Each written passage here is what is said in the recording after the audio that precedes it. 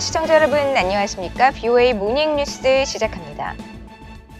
조 바이든 대통령과 한국 윤석열 대통령 당선인의 첫 정상회담이 오는 21일 서울에서 열릴 예정인 가운데 미국 의회도 이를 주목하고 있습니다. 미국 의회는 그동안 한반도 문제와 관련해 한일 관계 개선과 한국의 중국 견제 역할, 또 북한 비핵화와 인권 개선 등에 관심을 보여왔습니다. 첫 소식 이조은 기자가 보도합니다. 미국 의회에서 한반도 외교안보 정책에 관여해온 의원들이 최근 한국과 관련해 가장 주시하는 사안은 북한 문제에 앞서 한일 관계 개선과 미중 경쟁 속 한국의 대미 대중기조입니다. 북한을 비롯해 중국의 팽창주의에 대응하기 위해선 한일 관계 개선을 통한 미한일 3국 공조 강화가 필수적이고 미국의 조약 동맹인 한국이 중국 견제에 동참하는 게 미국의 국익에도 직접적인 영향을 미치기 때문이란 지적입니다. 민주당의 반메넨데즈 상원 외교위원장은 최근 주한미국 대사 인준 청문회에서 이런 입장을 거듭 강조했습니다. We have historical issues between South Korea and Japan. I recognize them, but we also have the importance of having a close relationship with those two countries and ourselves as ability to meet the regional challenge of North Korea as well as China and others. 상원 외교위 군사위 소속의 민주당 팀 케인 의원도 연초 VOA에 우리가 늘 모색하는 분야가 한일 관계 개선 방안이라며 특히 미국과 일본, 호주, 인도의 안보 협의체 쿼드는 한국과 일본이 함께 참여하지 않으면 역량을 충분히 발휘하지 못한다고 지적하기도 했습니다. 의원들은 또 한국의 중국 견제 역할과 관련해 새로 출범하는 윤석열 정부가 전략적 모호성을 유지했던 문재인 정부의 기조에서 벗어나 미국과의 협력을 한층 강화하는 노선으로 나아가길 기대하고 있습니다. 민주당의 잭 리드 상원 군사위원장은 지난달 한반도 안보태세 점검 청문회에서 한국에 대한 중국의 현재 영향력이 어느 수준인지 물으며 미한 간 대중협력 강화 가능성을 진단했습니다. 공화당의 마이클 월츠 하원 의원은 지난달 청문회에서 러시아의 우크라이나 침공 사태를 계기로 중국도 타이완을 침공할 수 있다며 이에 대응한 한국의 긴밀한 공조가 필요하다고 강조했습니다. I do think that we do need to take a public posture and with the new South Korean government on what we're prepared to do and what they're prepared to do. 미국 의회에서는 또 공화당 의원들을 중심으로 북한 정권의 미사일 위협에 맞선 영내 미사일 방어망 확충 등 억지력 강화, 대규모 미한 연합군사훈련 전면 재개를 통한 준비태세 유지가 필요하다는 목소리가 강하게 나오고 있습니다. 아울러 북한 인권 문제에 대해서도 문재인 정부에서 시행된 이른바 대북전단 금지법에 대한 비판과 함께 북한 주민들에게 외부 소식을 더 많이 보내야 한다는 목소리가 크리스 스미스 의원 등 일부 공화당 의원들 사이에서 커지고 있습니다. VOA 뉴스 이조은입니다. 북한에 억류됐다 혼수 상태로 풀려난 지 엿새 만에 숨진 미국 대학생 오토 원비어의 5주기를 앞두고 모교에서 고인을 기리는 행사가 열렸습니다. 학교 측은 원비어 사건을 기억하고 북한 정권의 악행을 알리는 것이 중요하다고 강조했습니다. 박형주 기자가 보도합니다. 원비어 씨의 모교인 미국 동부 버지니아 대학이 지난달 28일 그를 추모하는 행사를 열었습니다. 이 학교 부설 프로그램 Think Again 측이 다음 달 원비어 사망 5주기를 앞두고 주최했는데 원비어 부모와 가족, 학생 등 200여 명이 참석했습니다. And since he died, there's been very little memory of those events at our university. And I thought it was important that something be done to remember it, to educate today's students about this important incident that occurred before they came to this university. 알렉산더 교수는 원비어의 비극적인 사건이 건설적인 행동으로 이어지도록 모색하는 기회가 되길 바랐다며 북한 정권의 악행을 알리고 책임 추궁을 위해 노력하는 원비어 부모가 좋은 사례라고 말했습니다. 원비어의 모친인 신디 원비어 씨는 이날 현지 언론에 침묵하면 아무것도 바뀌지 않는다며 더 이야기하면서 옳은 방향으로 조금이라도 움직이는 게 악행을 바꿀 수 있는 유일한 길이라고 강조했습니다.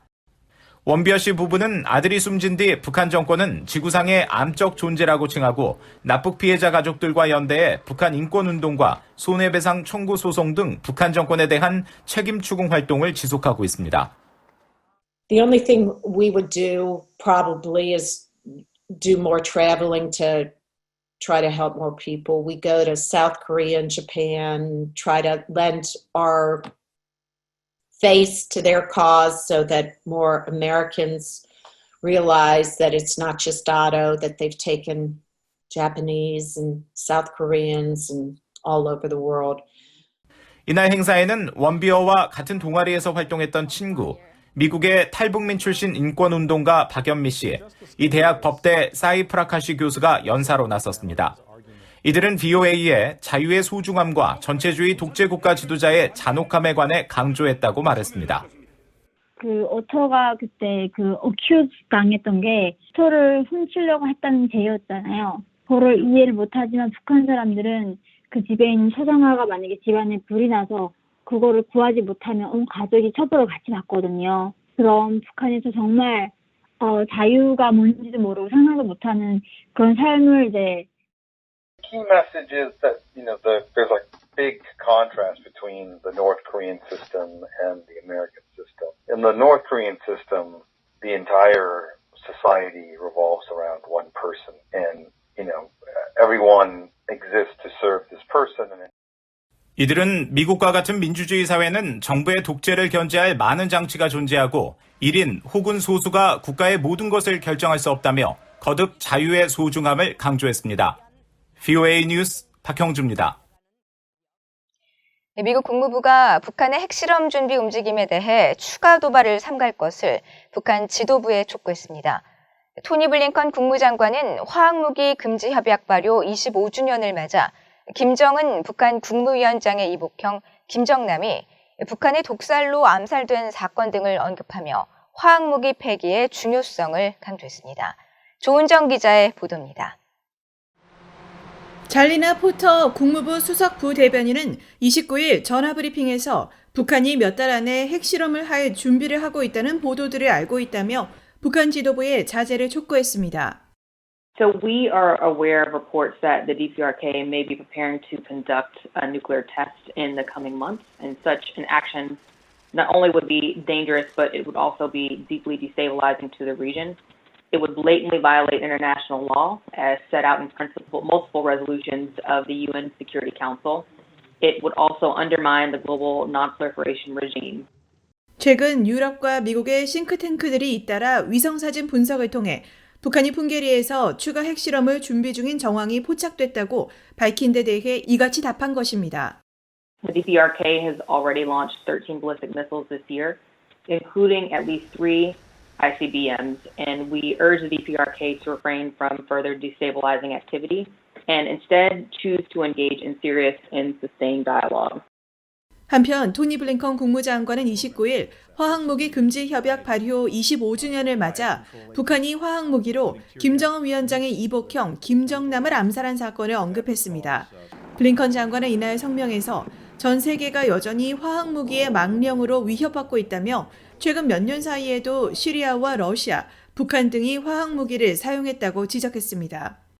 그러면서 이들 나라의 화학무기 사용 실태를 나열하면서 북한은 말레이시아에서 김정남에게 화학무기를 사용했다고 말했습니다. 김정남은 지난 2017년 말레이시아 국제공항에서 맹독성 신경작용제 VX에 의해 살해됐습니다. 미국과 한국 등 국제사회는 당시 김정남 암살의 배후로 북한 정권을 지목했지만 북한은 이런 의혹을 전면 부인했고 5년이 지난 지금도 이 사건은 법적으로는 영구 미제 사건으로 남아 있습니다. 블링컨 장관은 성명에서 전 세계에서 화학무기를 모두 제거하고 사용을 억제하겠다는 미국의 결의를 거듭 강조했습니다.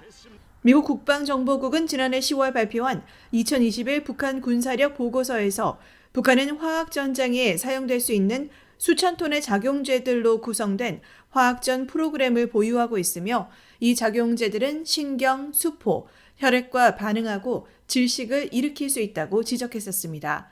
VOA 뉴스 조은정입니다. 박진 한국 외교부 장관 후보자가 북한의 비핵화 가능성을 회의적으로 전망했습니다. 박진 후보자는 2일 한국 국회 인사청문회에 출석해 비핵화에 대한 북한 정부의 진정성 관련 질문에 북한의 그동안 말과 행동을 볼 때 북한 스스로 비핵화할 의지는 없는 것으로 본다며 북한이 비핵화한다고 말만 하는 것을 믿고 진정성이 있다고 판단하기는 어렵다고 밝혔습니다.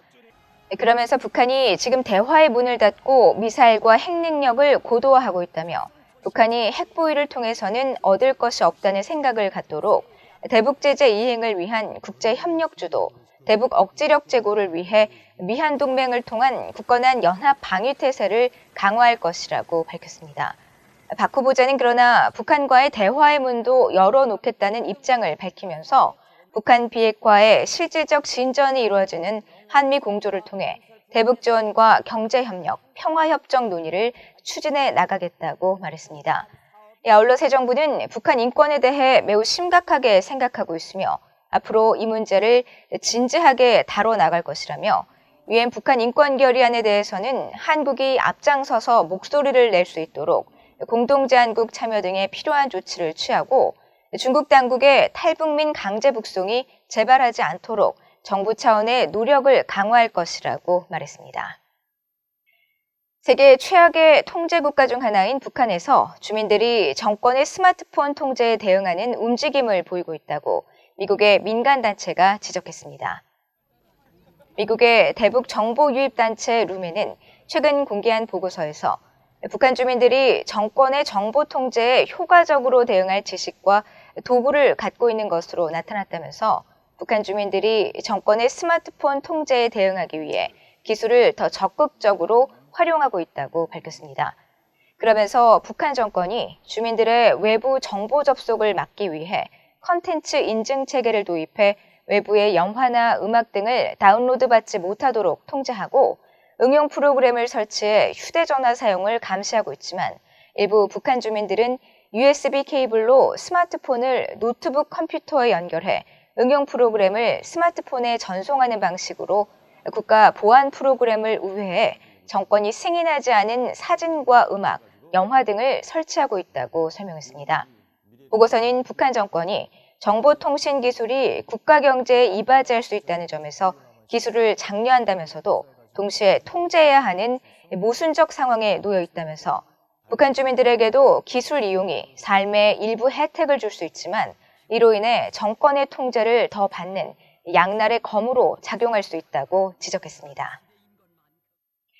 한국 내 북한 인권단체들이 문재인 정부의 북한 인권 정책을 강력히 비판하고 새로 들어설 윤석열 정부는 인권의 가치를 중심에 둔 일관성 있는 대북 인권 정책을 펼쳐야 한다고 강조했습니다. 한국 가톨릭 관동대 이원웅 교수는 2일 북한 인권정보센터 등 12개 북한 인권단체가 주최한 공동 세미나에서 문재인 정권에서는 평가할 만한 실체적 북한 인권 정책이 사실상 존재하지 않았다며 한반도 평화 프로세스라는 치적을 위해 북한 인권 문제가 방해 요소로 취급돼 평가 절하됐다고 지적했습니다. 권인경 북한 민주화 네트워크 대표는 현 문재인 정부 아래서 한국 외교는 세계 10위 강대국의 책무를 방기했다고 지적하고 세계가 한국을 주목하는 만큼 인권 가치 중심의 외교 정책을 갖고 북한 인권 결의안에 공동제안국에 동참하는 등 다자 외교에서 원칙에 충실한 일관성 있는 자세를 보여야 한다고 촉구했습니다. 손광주 전 남북 하나재단 이사장은 북한 인권 개선을 위해 가장 시급히 해결해야 할 과제로 지난 2016년 시행됐다가 유명무실화된 북한 인권법의 정상적 이행을 꼽았습니다. 그러면서 차기 정부는 대통령 직속으로 민관합동 북한인권위원회를 설치하고 이를 북한인권재단 정상 출범 전까지 한시적으로 운영해 북한 인권 개선 활동의 방향을 제시해야 한다고 권고했습니다. 이상으로 BOA 모닝뉴스를 모두 마칩니다. 시청해주신 여러분 고맙습니다.